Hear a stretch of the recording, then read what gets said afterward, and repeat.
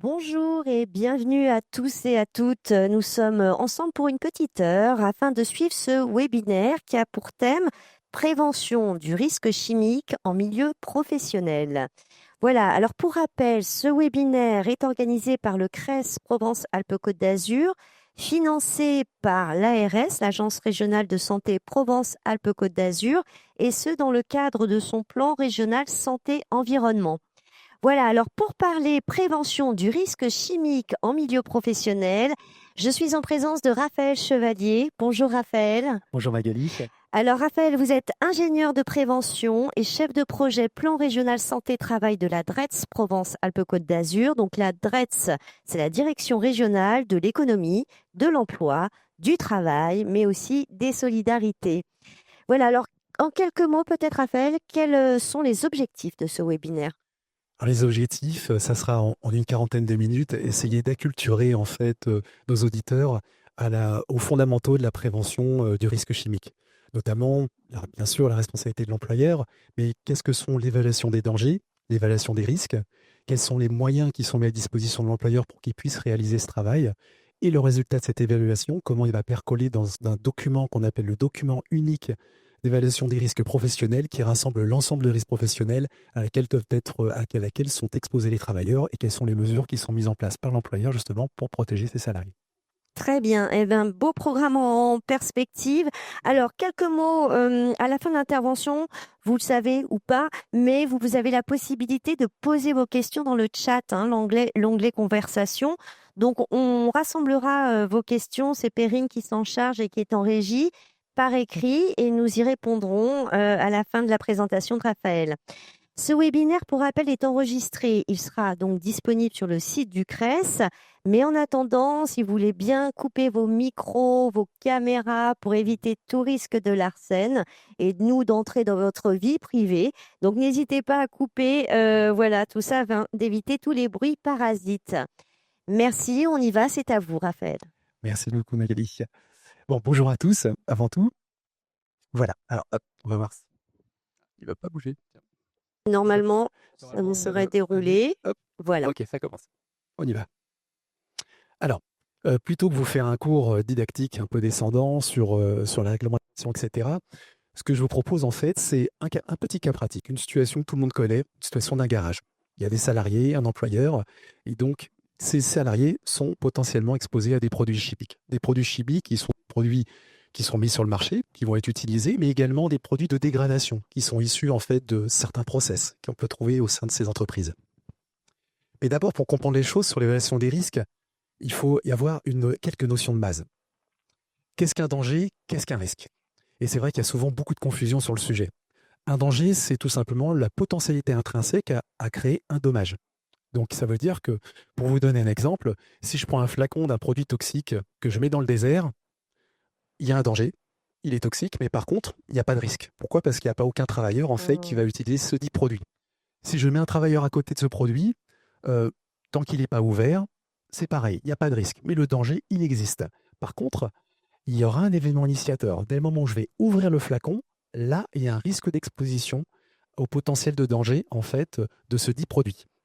Et là, dans l'illustration, justement, l'idée, c'est de se dire que finalement, on va parler plutôt du risque d'exposition, qui est en fait le croisement du danger et du salarié avec un événement initiateur qui va l'exposer et qui va créer des dommages avec des effets immédiats ou des effets potentiellement à long terme, comme on le verra par exemple pour les produits dits cancérogènes, mutagènes, toxiques pour la production, voire les perturbateurs endocriniens.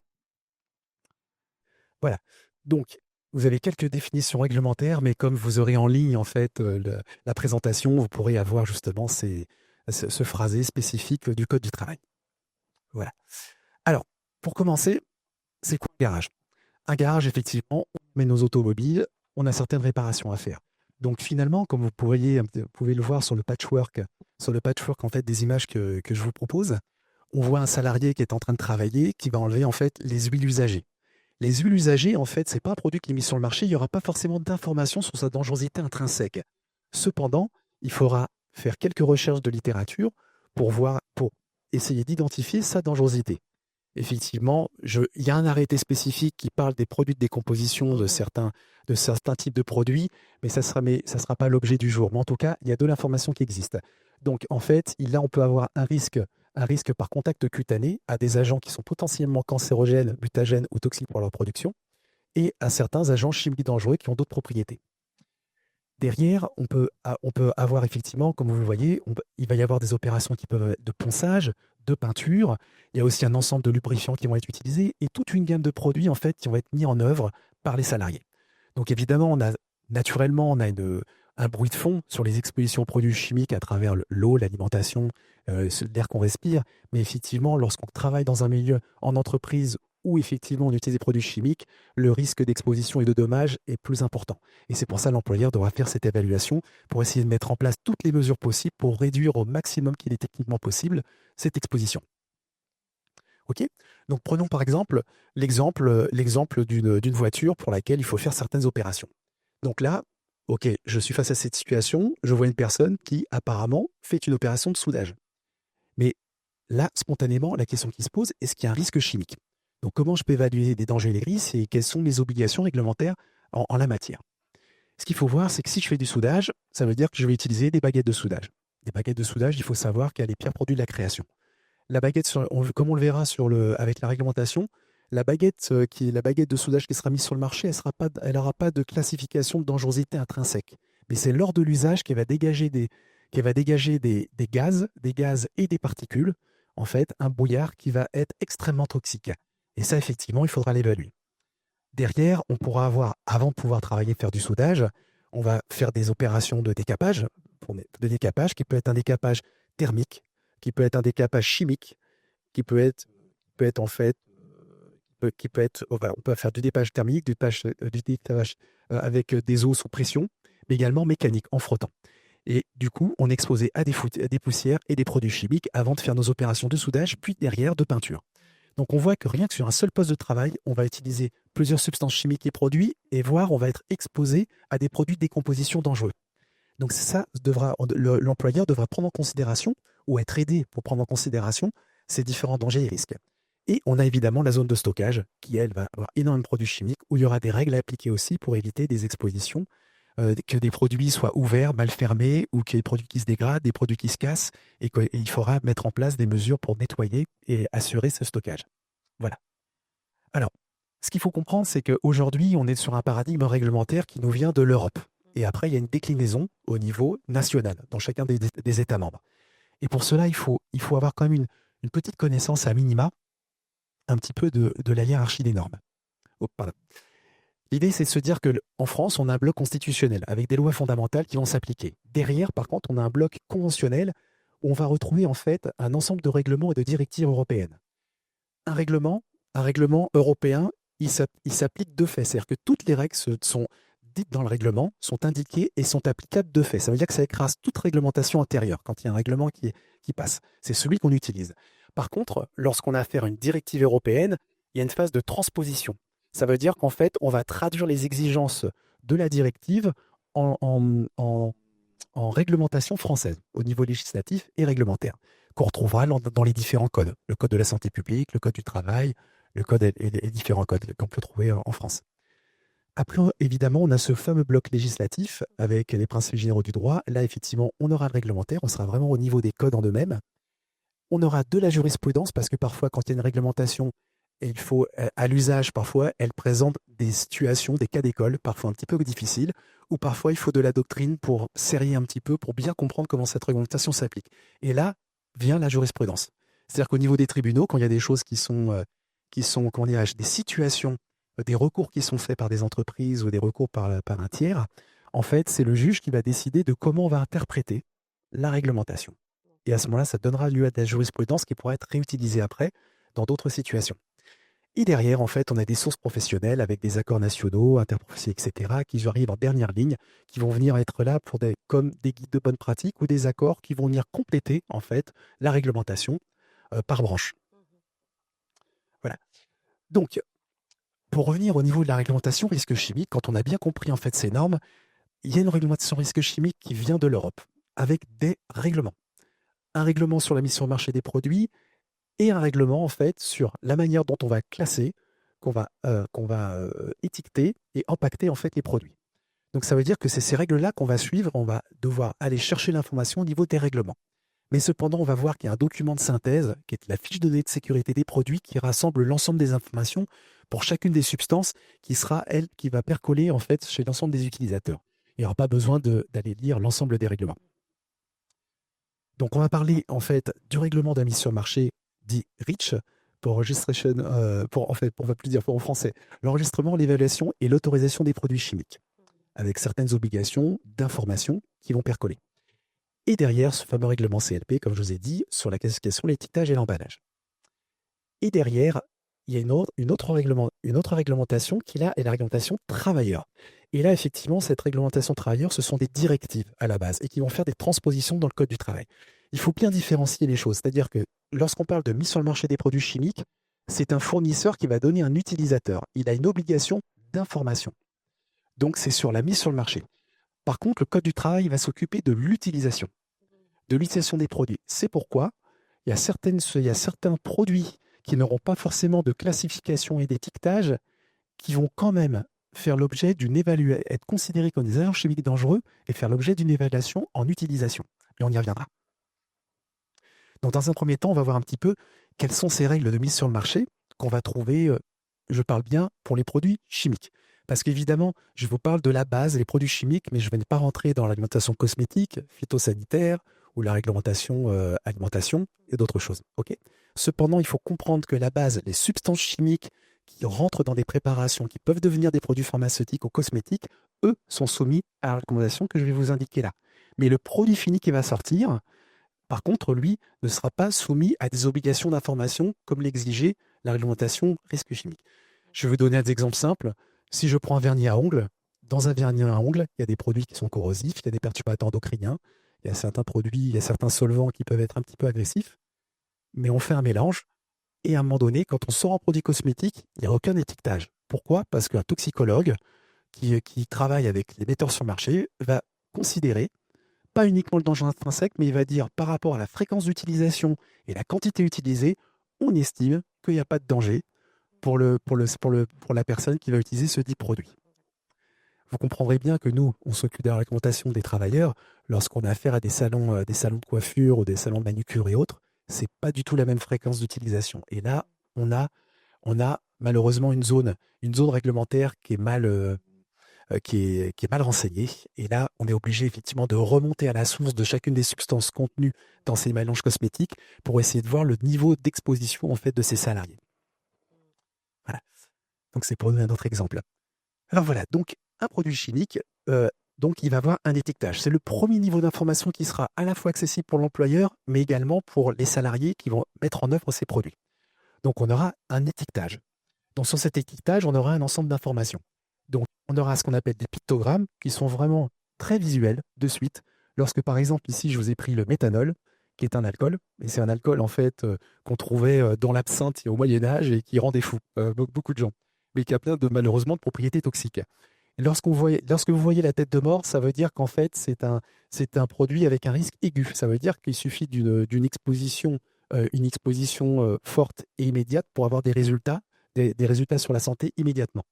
Lorsqu'on a affaire à ce qu'on appelle l'homme radiant, qui est en fait le buste avec une étoile, en fait au niveau des poumons, ça veut dire qu'on a affaire à des risques chroniques. Ça veut dire que c'est une exposition régulière qui va conduire à des pathologies importantes. On y reviendra aussi. Donc derrière, effectivement, on aura quand même obligation d'avoir l'adresse de metteur sur le marché, des numéros d'identification du produit et des informations sur la dangerosité du produit et quelques mesures de précaution à mettre en œuvre. Donc c'est le premier niveau d'information qui est accessible pour tous et qui devrait être pris en considération. Ok ? Donc on a ce qu'on appelle donc des classes de danger. Ces classes de danger, elles sont reliées à ces différents pictogrammes. Alors, je ne vais pas rentrer dans tous les détails, mais sachez qu'on va dire que lorsque vous avez l'homme radiant, c'est-à-dire le pictogramme avec le buste, où vous avez la tête de mort, de suite, ce sont des produits qui ne sont pas gentils. Voilà. Et il va falloir faire c'est pas les chakras qu'on nous montre. Exactement, ce n'est pas les chakras. Ici, il y aurait plus de 7 en plus là. Donc du coup, ici, il faudra se dire, là, il y a danger potentiel. Si j'ai l'homme radiant, c'est pas forcément un cancérogène, mutagène, neurotoxique pour du son, ça peut être un autre danger, mais ce sont des produits qui ont une dangerosité importante. Donc là-dessus, il faudra vraiment se renseigner sur le produit et obtenir ce qu'on va voir, la fiche de sécurité de chacun des produits pour savoir quels sont les dangers, quelles sont les recommandations à l'utilisation qui sont faites par le metteur sur le marché. Okay. Après, on a des risques plus physiques, comme le risque inflammable, le risque comburant, c'est-à-dire en fait que c'est un produit qui va fournir de l'oxygène en plus au feu, qui va l'alimenter, qui va faire qu'il va être beaucoup plus fort. Le risque d'explosion, les risques de gaz sous pression, le risque corrosif évidemment qui est important à prendre en considération. Lorsqu'on est exposé à des produits, ça vient attaquer la peau. Alors on peut avoir des produits acides, on va sentir, et parfois des produits basiques, on ne sent pas. Mais ça vient attaquer en fait la peau et ça peut aller profondément à travers le derme. Et en fait, on aura une classe, on va dire, pour des toxicités un peu moins fortes, qui va être le point d'exclamation. Mais attention, point d'exclamation, ça ne veut pas dire pas dangereux. Ça veut dire que la dangerosité est plus faible, il faut une plus forte exposition, et peut-être une plus longue exposition, mais ça ne veut pas dire que ce n'est pas dangereux. Et du coup, derrière, en fait, ces classes de danger, ça va être divisé en catégories. Catégorie 1, 2, 3. Par exemple, je prends l'inflammable, ça va être très inflammable, inflammable ou peu inflammable, par exemple. Ok, voilà. Pour la toxicité, qui nous intéresse aussi par rapport à la santé, il faut comprendre comment les choses se passent au niveau européen.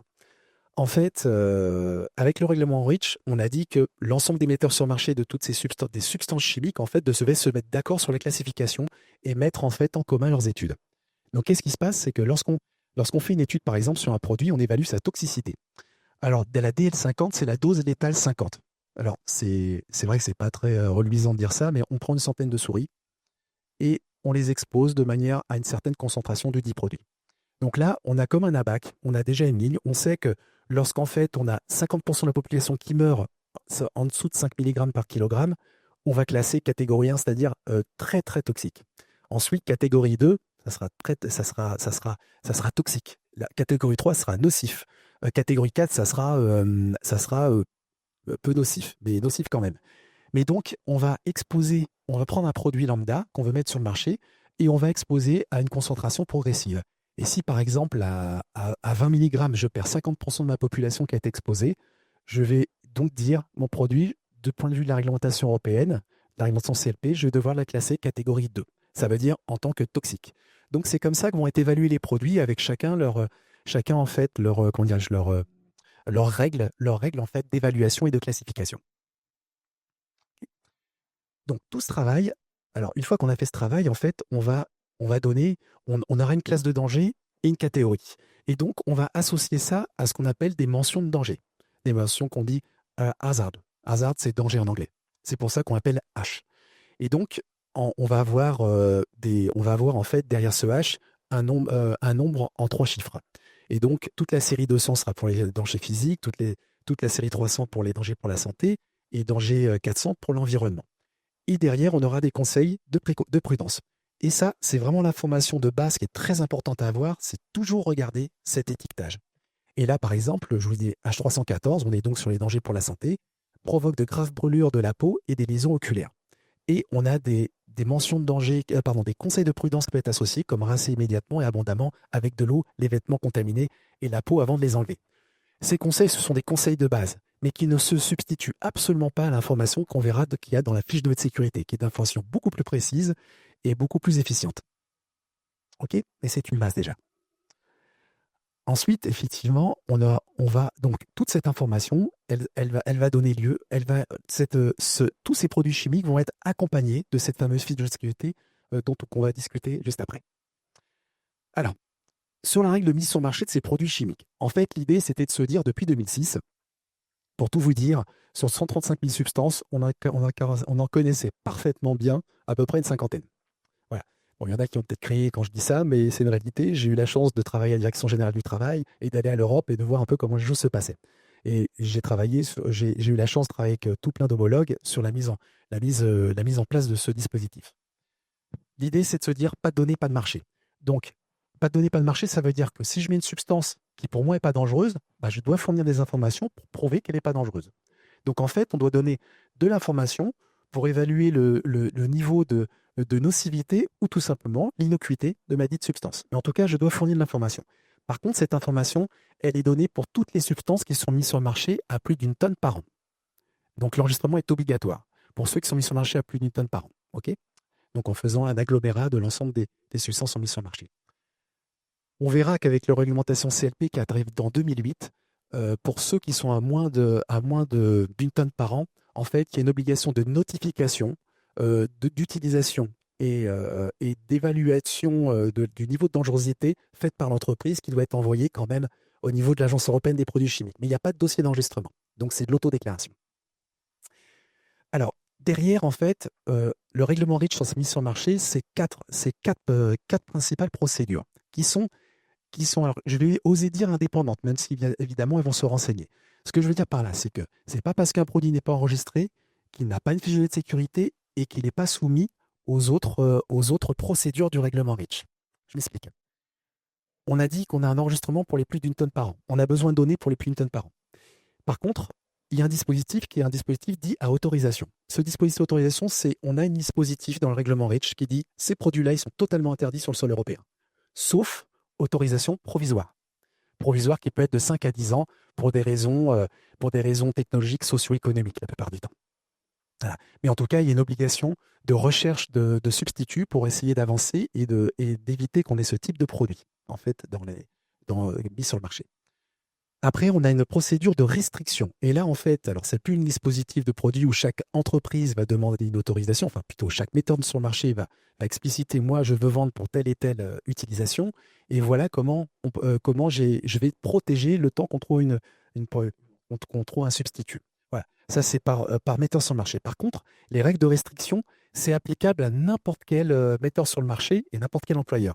C'est par exemple, je vais parler par exemple du dichlorométhane. Le dichlorométhane, parce qu'il y a eu des soucis sur des chantiers. En fait, aujourd'hui, le dichlorométhane dans les décapants, pour les peintures, on doit l'utiliser uniquement en entreprise. C'est-à-dire que les professionnels qui vont sur le terrain, qui utilisent des décapants à base de dichlorométhane, ils n'ont pas le droit. C'est une règle générale suite en fait à toute l'accidentologie et les problèmes d'intoxication qu'il y a eu. Et ça, vous retrouverez dans l'annexe 17 du règlement REACH l'ensemble de ces restrictions. Cependant, la fiche de sécurité dont je vous ai parlé va rassembler les informations essentielles qui correspondent à la substance. C'est pour ça que vous n'aurez pas à aller naviguer sur tous les règlements pour avoir ces informations. Tout va être contenu dans la fiche de sécurité.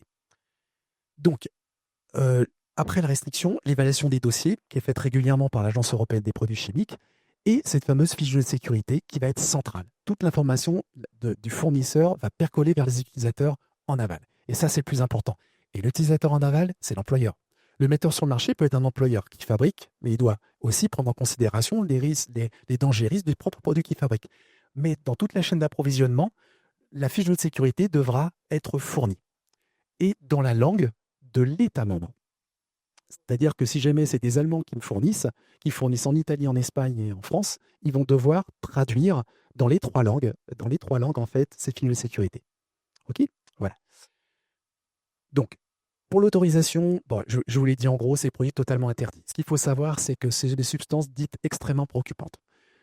Au niveau européen, l'ensemble des pays européens se sont mis d'accord pour essayer de faire une liste positive des substances qu'on peut voir sur le marché. Elles font l'objet d'une évaluation au niveau européen et après, elles basculent à cette fameuse annexe des substances totalement interdites. Et parmi elles, il y a des cancérogènes, mutagènes, toxiques pour la production, des perturbateurs endocriniens notamment, et d'autres produits très dangereux pour l'environnement. Alors, pour la restriction, comme je vous ai dit, en fait, on a un texte explicite. Lorsque ce produit, on peut l'utiliser en telle circonstance et pas dans d'autres. Voilà, c'est applicable dans n'importe quelle situation. Et là, il n'y a pas de dérogation. Sauf si une dérogation est prévue à l'annexe 17 du règlement. Voilà. Et enfin, cette fameuse fiche de sécurité. La fiche de sécurité, elle sert à quoi? Elle sert à deux choses. Elle sert à donner de l'information par rapport aux risques pour les travailleurs, mais également pour la santé des populations et l'environnement. Mais néanmoins, lorsqu'on utilise le produit chimique, les premiers exposés, ce sont les travailleurs. Et les travailleurs et le chef d'entreprise a besoin d'informations pour savoir comment j'évalue le danger, comment j'évalue les risques et quelles sont les mesures que je peux de prévention et de protection, voire organisationnelle, que je peux mettre en place. Et c'est pour ça que la fiche de sécurité n'a pas été construite n'importe comment. Vous avez 16 rubriques avec beaucoup d'informations, mais vous aurez le temps peut-être de les explorer. Mais voilà, c'est une petite animation pour vous faire comprendre. Vous avez des rubriques qui vont donner des informations sur les dangers, sur l'ensemble des dangers des produits, des rubriques qui vont vous permettre de faire l'évaluation des risques et également des rubriques qui vont identifier des moyens de prévention collectifs et individuels. Alors, en général, sur les moyens de prévention collective, on est surtout sur l'aération-ventilation ou des règles de stockage, où on va dire une bonne ventilation. Ce qui voudra dire une ventilation, c'est ventilation à la source. Par contre, sur les équipements de protection individuelle, c'est une obligation réglementaire. On doit dire exactement quel est le type d'équipement qui doit être utilisé. S'il y a un masque de protection, quel type de cartouche, quel est le temps d'utilisation aussi des gants, le type de gants, le temps de perméation, c'est-à-dire le temps où je peux utiliser ces gants, mais ces informations sont très précises. Malheureusement, autant vous dire, je vous le dis de suite, l'Agence européenne fait en gros une évaluation de 5% des dossiers de mise sur le marché.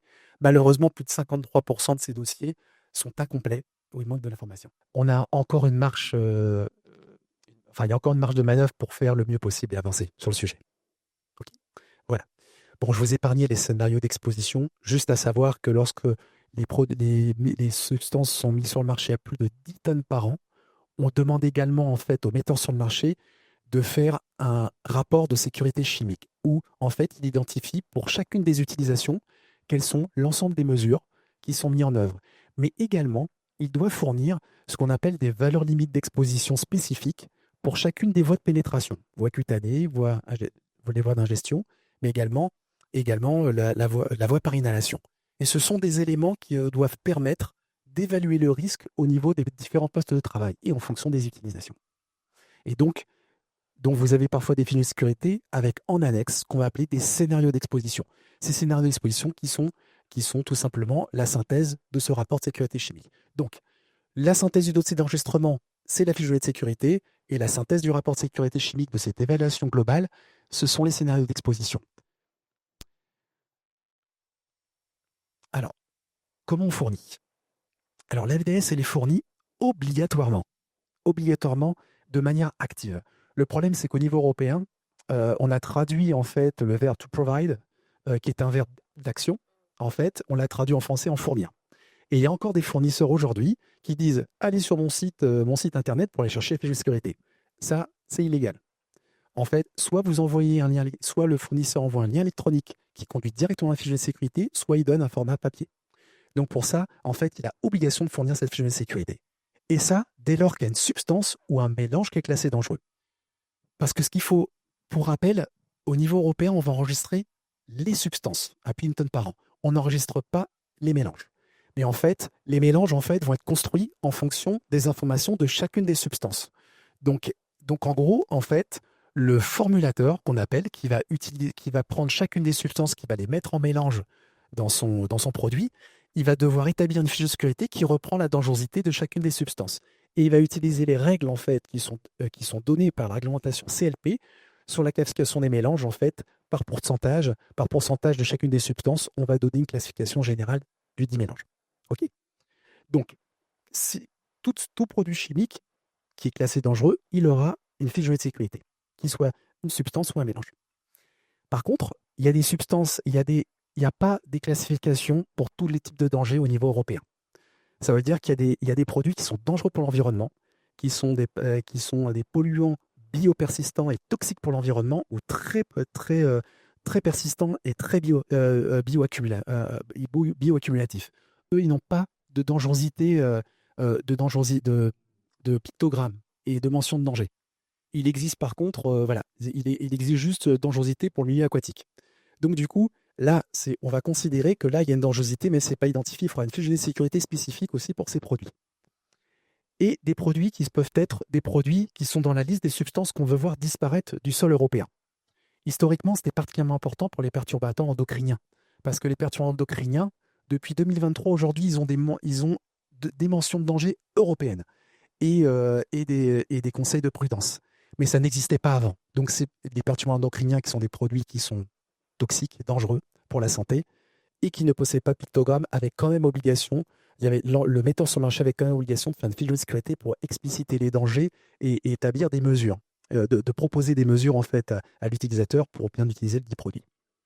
Ok. Et il y a des mélanges en fait qui ne sont pas classés comme dangereux, mais par des règles de seuil, en fait, il y a quand même fourniture d'une fiche de sécurité. Et eux, elles sont accessibles sur demande. Le metteur sur le marché n'a pas obligation de la donner. Donc, pour tout employeur, la règle de base, C'est peu importe, j'en reçois un produit, je vais systématiquement demander la fiche de sécurité. Comme ça, je n'ai pas à me poser de questions. Voilà. Et ces fiches de sécurité sont en français, je le répète bien, parce que voilà. Et que si jamais je travaille avec un prestataire extérieur qui est portugais, eh ben, ça devient ma responsabilité de lui faire une traduction en portugais de la fiche de sécurité pour qu'il ait accès à de l'information viable pour lui. Ok, voilà. Donc, là, on est toujours sur cette notion de mise sur le marché, fournisseur vers utilisateur. Donc, le fabricant importateur, il peut avoir des distributeurs. Il va devoir fournir la fiche de sécurité. Et ce distributeur, qui peut être un distributeur français sur le sol européen d'un produit allemand, il va devoir traduire la fiche de sécurité et peut-être même introduire de la réglementation locale si c'est nécessaire. Et le consommateur, le règlement REACH voulait pieux pour avoir accès à une information sur le consommateur, mais dans les définitions, il y a marqué le consommateur n'est pas un utilisateur en aval. Donc du coup, il n'a pas accès à la fiche de sécurité. Néanmoins, normalement, tous les supermarchés ont des fiches de sécurité pour leurs produits, pour la bonne et simple raison que si je suis un professionnel qui va acheter au supermarché, il est en droit de recevoir une fiche de sécurité. Donc, ils doivent avoir ces fiches de sécurité. OK? Voilà. En gros, l'employeur, la première chose qu'il a, c'est que s'il achète des produits et qu'il fait sa prévention des risques chimiques, il a des produits, il doit prendre en considération l'étiquetage, la fiche de sécurité pour faire son évaluation. Et en plus, prendre en considération tous les produits de dégradation qui peuvent être émis par son process. Par exemple, je vais prendre un cas très simple dans le cadre de nos voitures. Si je mets en route le moteur de ma voiture, en fait, j'ai des particules de diesel. Les particules de diesel sont classées cancérogènes par un arrêté ministériel. Donc, à ce titre, je dois prendre en considération tous les produits de dégradation qui peuvent avoir un impact sur la santé. Ok, voilà. Donc, comment ça se traduit au niveau de mon atelier?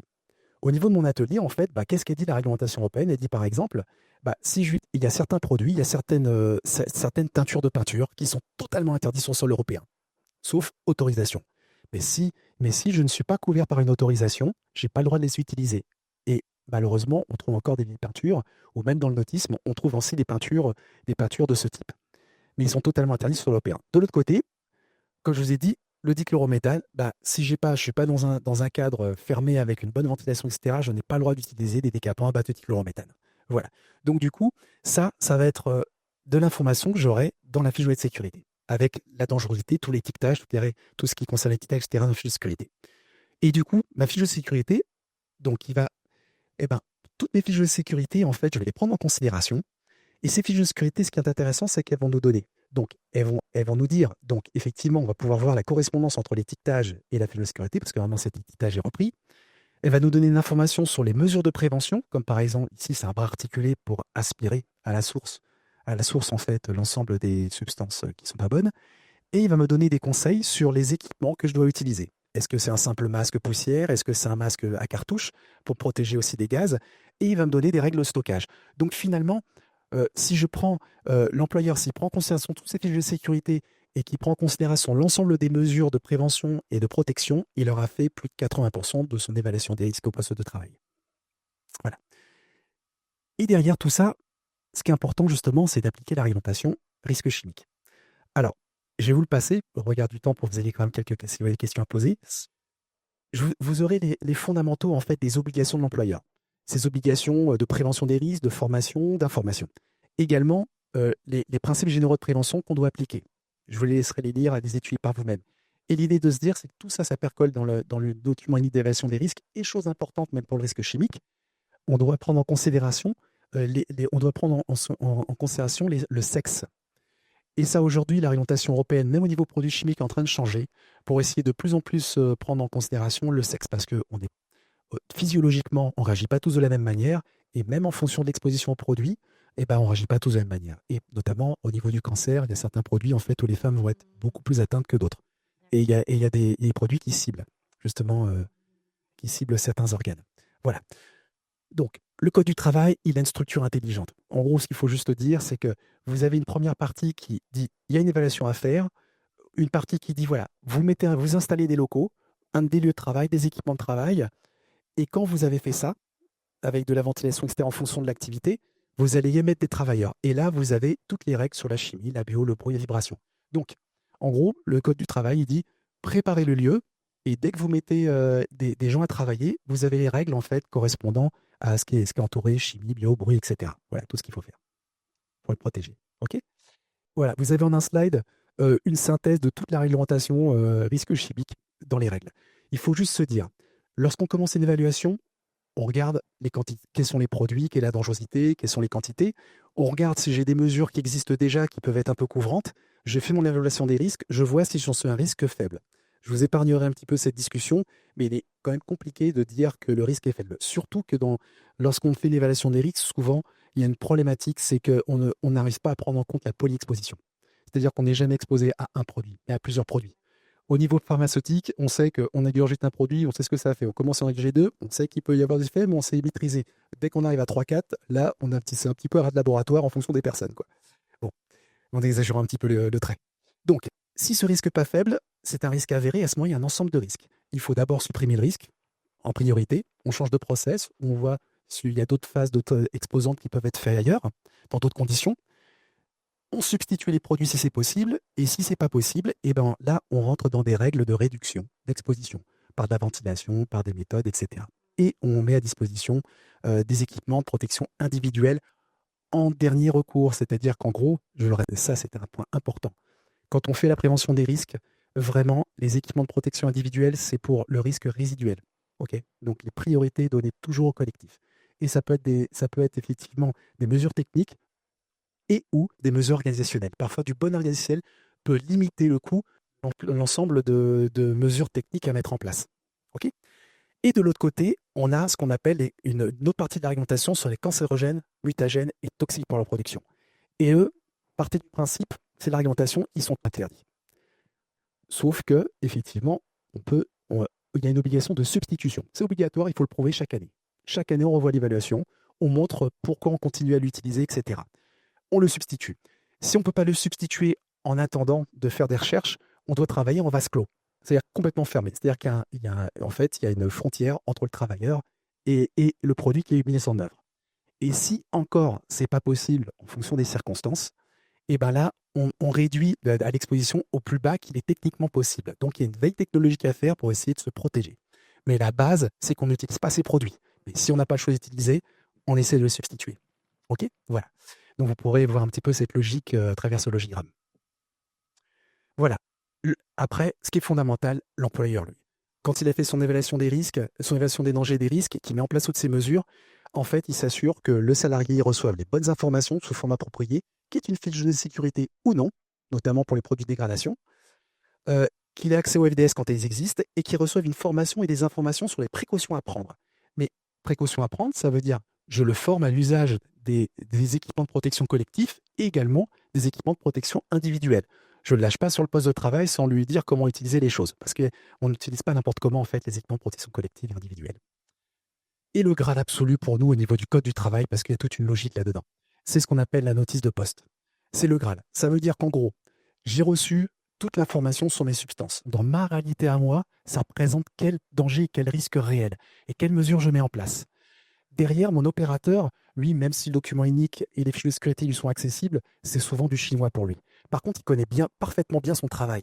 Donc, l'idée des notices de poste, c'est que moi, employeur, et les personnes avec qui j'ai travaillé vont établir cette notice de poste pour dire, toi qui connais bien ton travail, il y a certaines phases, en fonction des produits que je te donne, où tu peux être exposé. Et ça peut être dangereux pour toi. Il faudra que tu utilises telle mesure de prévention spécifique, c'est-à-dire du collectif ou de l'individuel. Et derrière, sur chacune des phases, il va indiquer comment il doit travailler correctement pour se protéger. OK ? Bon, il y a encore un énorme travail sur le sujet. Voilà. Alors, donc, là, je vous passe un petit peu toutes les parties réglementaires aussi. Et en fait, ce qu'il faut savoir, c'est que l'employeur ne travaille pas tout seul. Et je terminerai là-dessus. En fait, si d'un côté, on a les obligations dans l'entreprise où effectivement, au cours d'une formation, chaque nouvel arrivant, même un salarié temporaire ou un apprenti, mais un apprenti qui n'a pas le droit d'être exposé à un certain nombre de choses, je tiens à le dire. En fait, il a collecté cette information, il a fait son évaluation, il a fait ses notices de poste. Au cours de la formation, il lui présente les produits à quels ils sont exposés, les situations et la notice de poste. Comme ça, le salarié, quand il arrive en poste, il sait parfaitement quels sont les dangers et les risques à son poste. Il connaît son travail, quelles sont les phases exposantes. Et derrière ça, il peut être aidé, alors pour les plus grosses structures, d'un comité socio-économique et les encore plus grosses, en fait, d'un comité qui a été sécurité des conditions de travail qui va donner un avis, en fait, au CSE. Donc voilà, ils vont travailler, ça va être des acteurs internes à l'entreprise. Et sur les acteurs externes, on peut avoir les services santé au travail, en fait, donc les SPSTI indépendants, ou alors on a des services santé au travail autonomes pour des grosses structures, des conditions un peu différentes. Et on a également nos collègues de la CARSAT, en fait, qui est la Caisse d'assurance maladie, qui sont des techniciens qui peuvent appuyer et accompagner les entreprises, et au même titre, l'OPBTP pour les gens du BTP, et la MSA, la Mutuelle sociale agricole, pour tout le régime agricole. OK. Et donc, ces services santé au travail, en fait, il y a obligation de leur fournir toutes les fiches de sécurité et aujourd'hui, depuis 2021, le document unique d'évaluation des risques pour qu'ils puissent faire la fiche d'entreprise qui dit en gros, ils ont regardé tous les risques et en fait, ils regardent le côté, l'aptitude ou l'inaptitude de la personne sur différents postes. Et ils donnent des conseils. Voilà. Voilà un petit peu au fait le tour. Et le fruit de tout ce travail, par exemple pour notre garage, c'est de se dire, j'ai vu la personne travailler dans une condition comme ça, sans ventilation, sans rien, sans protection. J'ai fait mon évaluation des risques, je me rends compte qu'il va lui falloir des équipements de protection spécifiques, que si je fais du ponçage et de la peinture, je vais devoir travailler dans une cabine de peinture avec une aérolique spécifique, et que si je fais du soudage, je vais essayer de prendre un pistolet avec, avec une ventilation dans le pistolet, et que là, par exemple, pour les pots d'échappement, comme je travaille en garage, je vais mettre en fait une extraction pour éviter d'être exposé au gaz de pot d'échappement. Voilà un petit peu l'application de la réglementation risque chimique pour, en gros, et dans les grandes lignes. Voilà. Merci beaucoup Raphaël Chevalier pour cet exposé très complet. Voilà, merci beaucoup à tous. Bon Merci à vous. appétit si Merci de vous votre n'avez écoute. pas encore déjeuné et à très bientôt.